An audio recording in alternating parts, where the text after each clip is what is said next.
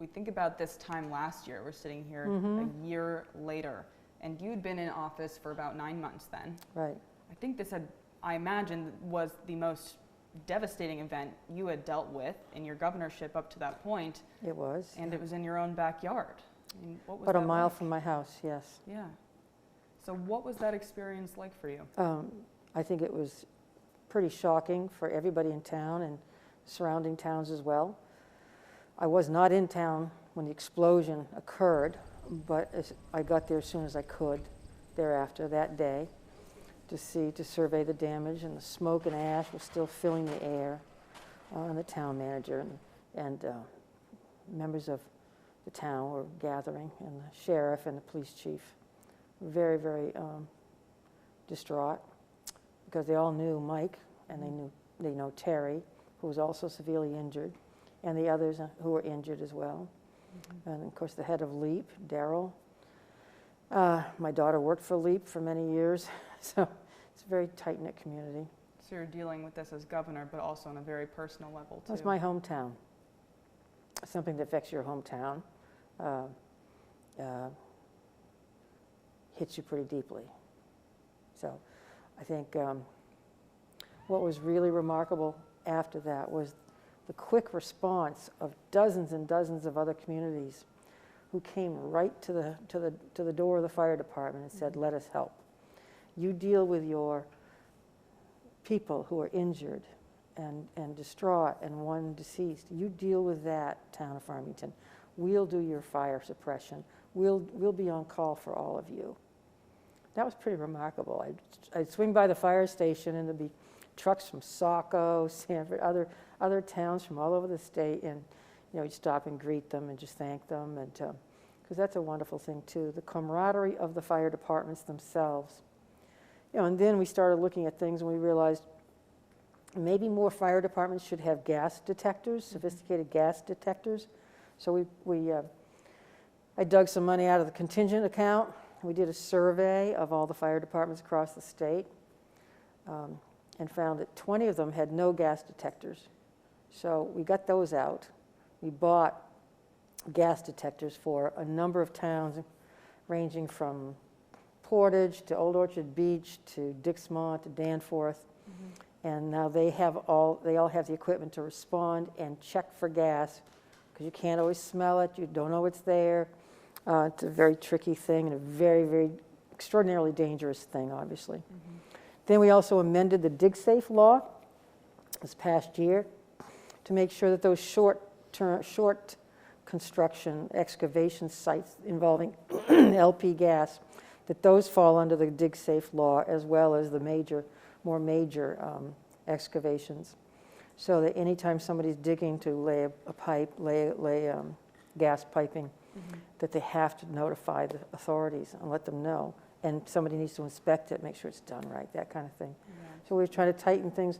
I also have been talking about recruitment. Most fire departments rely on volunteers, trained volunteers. Training is available. Some of the CTEs also provide training certifications for firefighting, fire suppression. And I'd love to, and SMCC has the Fire Institute, and I'd love to help them get out into the schools and get out into the communities. We need younger people, people of all age groups and genders and origins, to become more involved in their communities. This has always been a community effort. It contributes to your sense of who you are, your sense of family, your sense of place, being part of the community in this respect. But we have an aging workforce. Fire departments, like all other entities, is seeing an aging workforce. I want to do whatever I can to encourage young people to go into fire suppression as volunteers, members of their community, or full-time members of the fire department where there are full-time members. Farmington is fortunate to have, I think, 4 full-time people and a full-time chief. But beyond that, it's on call for volunteers. For many of them, right. So it was, people who looked at the reaction from the state in the months following, it wasn't just about issuing sympathies. It was very important to you that this was tangible change. Action, definitely. We needed to take action. We never want to see this happen again. Never want to have this happen again. There's a monument around the corner here, a firefighter's memorial. It doesn't have a whole list of names, but it is symbolic of the lives that are lost in fire suppression, whether it's forest fires. We now have several teams of forest fire experts out there in the West Coast, in California, helping suppress those awful, awful fires. And that's what some of our team do from Maine, from the Forest Service, but also the fire departments. They always need help. We are 90% forested here in Maine. In our small towns, when there's a fire, these departments, they respond to everything from grass fires to bad smoke detectors in a building, to motor vehicle crashes, to serious house fires, building inspections, all those kinds of things, snowmobile crashes, looking for lost persons. The fire departments do all of that for a community. And we so need everybody to be involved. Anybody who can, offer their help, become part of the community of firefighters in Maine. We've spoken about the dig safe laws, the changes made in protocol for that, also new gas detection meters. Has enough been done, in your opinion, to ensure that this never happens again? We're doing everything we can to address the issues that came to light as a result of that explosion. And not all specific to that explosion, but specific to the general needs, like not having gas detectors in 20 other towns, 20 towns in Maine. That's a serious issue, and we've addressed that. Now, training, recruitment, those things are much broader, but need to be addressed as well, and I'm hoping to do that. Earlier, we spoke about your close connection to the Farmington community. You actually knew the Bell family Sure. before this happened. Have you spoken to the family of the late Captain Bell, and how are they doing? I have not spoken to them in recent weeks or months. I've spoken to them in the past, and of course I visited with Terry Bell in the hospital, and he was here for the State of the State speech back in February, the budget speech, in the State of the State speech, and he and his wife and other members of the department. I saw Clyde Ross, Kike Ross, at the lake a couple of weeks ago. We shared some stories. He's in his early 80s. He was injured in the explosion, had a concussion, but was released the same day. Lucky. And it was just interesting how that happened, sort of the luck of the draw, how many were in that building, in that basement, who got hurt, who got killed, and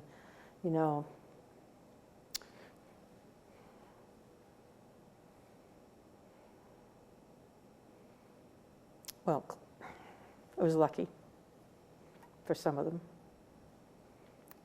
Tight-knit community.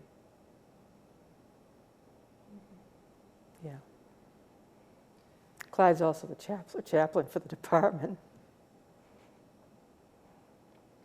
So he feels very strongly about what happened. Yeah, tomorrow I imagine will be a difficult day for many people. If you don't mind, I'd like to just switch gears a little bit here. Okay. We are now, in a year later, that at that point had been the most, difficult event, I imagine, that you had worked through. Little Sure. did we know, a couple months later, we'd be facing I know, a God. pandemic. For the past 6 months, this has been your work almost exclusively has been focused on the pandemic here in Maine.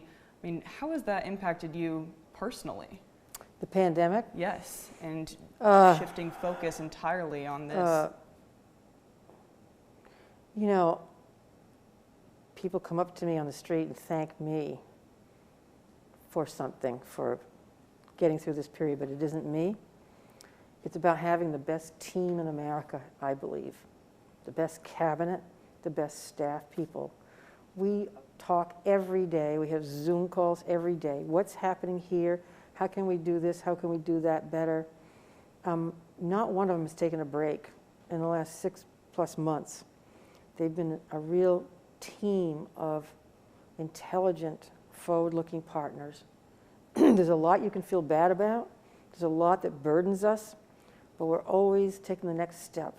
It every one of them, whether it's Heather Johnson at Economic Community Development, Nirav Shah, of course, being the front person for all of us, Jean Lambrou at HHS, and making sure that kids are taken care of, making sure we don't let anybody fall through the cracks. Pender Macon, getting 200 educators together over the summer to draft a new program that's online for kids whose parents may want to help them learn from home. Remarkable creative stuff.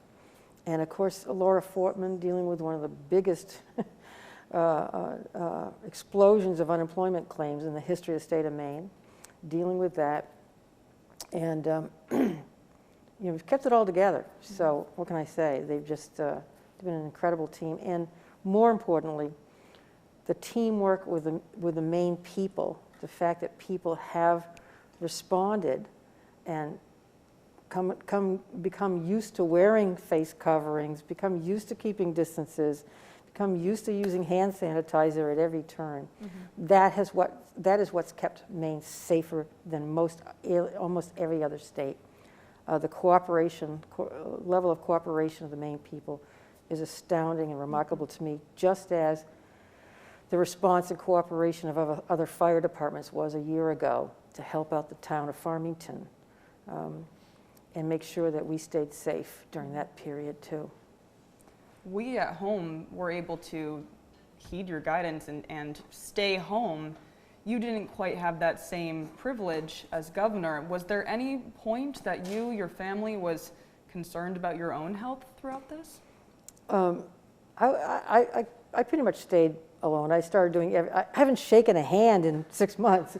I mean, look, I'm used to running for office. I'm used to seeing people on the street and shaking hands and giving hugs. Haven't done that. As much as I love that, I haven't done it. So, yeah, I mean, there have been really tough decisions. Every day you're making decisions that affect people's lives, that affect the economy, affect the way we do things in Maine. So we've had to be very creative. I mean, look, nobody runs for governor saying, all right, someday I'm going to shut down the state, tell people to stay home. Nobody runs for governor thinking on some particular day I'm going to issue a state of proclamation of civil emergency with all that entails. And it is a pretty heavy burden, a pretty heavy duty, and one that every governor has to take very, very seriously. And no governor wants to be the one to say, okay, no more graduations, we're done with big weddings and funerals and large gatherings and bars and shut down this, shut down that. Nobody wants to do that. Nobody wants to say, don't come to Maine unless you get tested or quarantine. I love my state.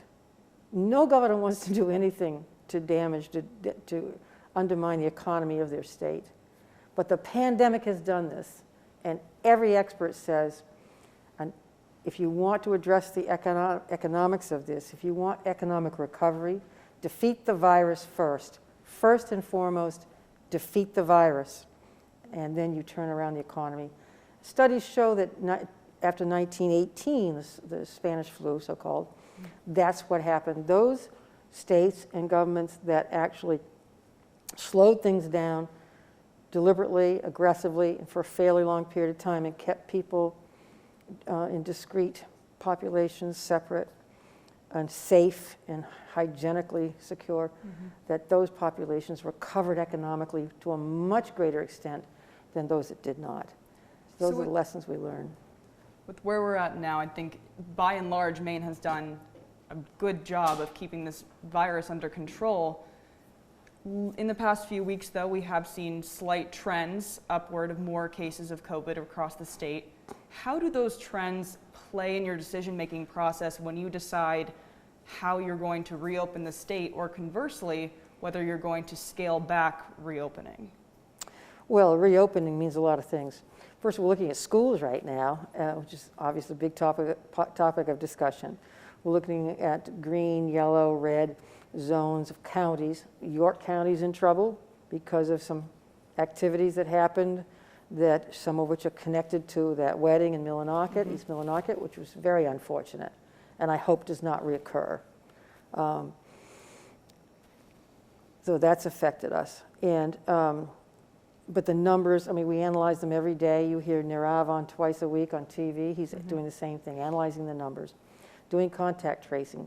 The universities are opening. The private colleges are opening. They're all, and I have to give them a lot of praise for what they've been doing to try to keep their staff, faculty, and students safe. You know, reducing visitation, reducing, keeping students in cohorts, all those kinds of things. Staggered dining halls. It's taken a lot of effort by all these schools, private and public, K through 12 and higher ed, to help keep people safe. And I think they're doing a pretty good job following our CDC guidelines. And the CDC is partnering with them at every step of the way, and with Pender Macon and her team. So that's the challenge right now. You know, a few months ago, it was the challenge of Memorial Day to Labor Day. We thought, oh my gosh, 20 million visitors to the state of Maine. How are we going to keep people safe during the height of tourism season? But, knock on, we did okay. We did okay. And in fact, the traffic count is not down as nearly as much as estimated. Traffic count coming into Maine. Campground reservations are up. Maine people made campground reservations more than ever before. I think it was up 60-something, 64%. And overall, campground reservations were up 32%. People are coming to Maine, and Mainers are seeking out other venues in their home state, exploring their own state, which I think is great. So speaking of people coming into Maine, is there any plans to ease restrictions on folks coming from the state of Massachusetts into Maine? Well, right now, Massachusetts and Rhode Island are in the same boat. We look at the data every 2 weeks. We review it every 2 weeks. We'll review it again later this week. Okay. But nobody is, it's not a ban. Right. People keep saying, we've never said you can't come to Maine. We've said, we welcome you to come to Maine. Come and be safe as we are. And people are coming to Maine because we're a safe state. It's a safe place to travel because we are cautious and because Maine people are cooperative. The only thing about people from Massachusetts and Rhode Island is they need to get a test. And Governor Baker assures me that testing is readily available all across the Commonwealth of Massachusetts. Okay. But Get you a are test looking or at that quarantine. every 2 weeks. It is something that you weigh. We do. Okay. We look at that every 2 weeks. So Labor Day is behind us and Yes. Maine's peak summer tourism season, but we have ski season just around the corner, people coming in to see foliage. You know, will ski season look normal this year? Can we imagine bars opening up anytime soon? We're just dealing with football and volleyball right now. I can't get to skiing yet. I'm sorry. There are people looking at that. There's a subcommittee, I'm sure, on skiing. But I'm not the public health expert in that area, but they're looking at that.